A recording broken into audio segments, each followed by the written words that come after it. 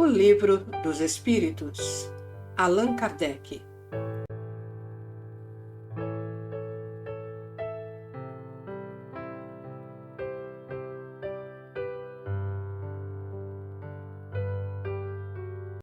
Livro 2º, Mundo Espírita ou dos Espíritos. Capítulo 4, Pluralidade das Existências. 3. Encarnação nos diferentes mundos. Parte 2. 180.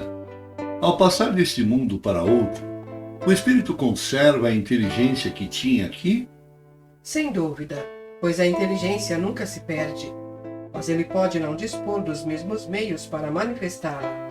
Isso depende da sua superioridade e do estado do corpo que adquirir. 181. Os seres que habitam os diferentes mundos têm corpos semelhantes aos nossos? Sem dúvida que tem corpos, porque é necessário que o espírito se revista de matéria para agir sobre ela. Mas esse envoltório é mais ou menos material, segundo o grau de pureza a que chegaram os espíritos. E é isso que determina as diferenças entre os mundos que temos de percorrer. Porque há muitas moradas na casa de nosso Pai, e muitos grãos, portanto. Alguns o sabem, e têm consciência disso aqui na Terra, mas outros nada sabem. 182. Podemos conhecer exatamente o estado físico e moral dos diferentes mundos? Nós, espíritos, não podemos responder senão na medida do vosso grau de evolução. Quer dizer que não devemos revelar estas coisas a todos, porque nem todos estão em condições de compreendê-las, e elas os perturbariam. À medida que o espírito se purifica, o corpo que o reveste aproxima-se igualmente da natureza espírita. A matéria se torna menos densa. Ele já não se arrasta penosamente pelo solo. Suas necessidades físicas são menos grosseiras. Os seres vivos não têm mais necessidade de se destruírem para se alimentar. O espírito é mais livre e tem, para as coisas distanciadas, percepções que desconhecemos. Vê pelos olhos do corpo aquilo que só vemos pelo pensamento. A purificação dos espíritos reflete-se na perfeição moral dos seres em que estão encarnados. As paixões animais se enfraquecem. O egoísmo dá lugar ao sentimento fraternal. É assim que, nos mundos superiores ao nosso, as guerras são desconhecidas. Os ódios e as discórdias não têm motivo, porque ninguém pensa em prejudicar o seu semelhante. A intuição do futuro, a segurança que lhes dá uma consciência isenta de remorsos, fazem que a morte não lhes cause nenhuma apreensão. Eles a recebem sem medo e como uma simples transformação. A duração da vida nos diferentes mundos parece proporcional ao seu grau de superioridade física e moral. E isso perfeitamente racional. Quanto menos imaterial o corpo, menos sujeito está às vicissitudes que o desorganizam.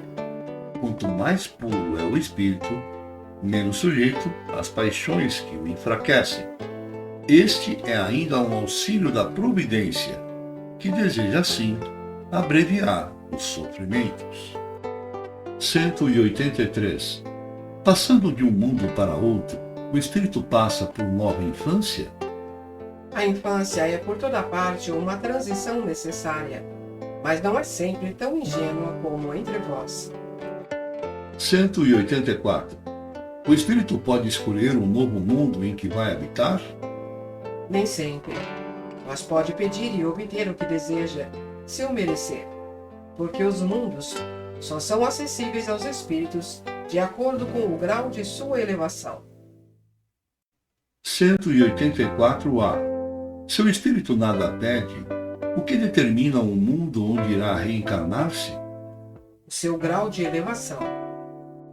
185. O estado físico e moral dos seres vivos é perpetuamente o mesmo em cada globo? Não. Os mundos também estão submetidos à lei do progresso. Todos começaram como o vosso, por um estado inferior, E a terra mesma sofrerá uma transformação semelhante, tornando-se um paraíso terrestre quando os homens se fizerem bons. Assim, as raças que atualmente povoam a Terra desaparecerão um dia e serão substituídas por seres mais e mais perfeitos. Essas raças transformadas sucederão às atuais, como esta sucedeu a outras que eram mais grosseiras. 186. Há mundos em que o espírito, cessando de viver num corpo material, só tem por envoltório o perispírito? Sim, e esse envoltório torna-se de tal maneira etéreo que para vós é como se não existisse. Eis então o estado dos espíritos puros. 186A. Parece resultar daí que não existe uma demarcação precisa entre o estado das últimas encarnações e o do espírito puro? Essa demarcação não existe. A diferença se dilui pouco a pouco e se torna insensível, como a noite se dilui ante as primeiras claridades do dia. 187. A substância do perispírito é a mesma em todos os globos? Não, é mais eterizada em uns do que em outros. Ao passar de um para outro mundo, o espírito se reveste da matéria própria de cada um com mais rapidez que o relâmpago.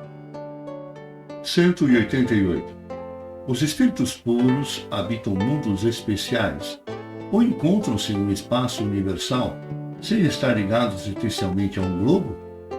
Os espíritos puros habitam determinados mundos, mas não estão confinados a eles, como os homens à terra. Eles podem, melhor que os outros, estar em toda parte.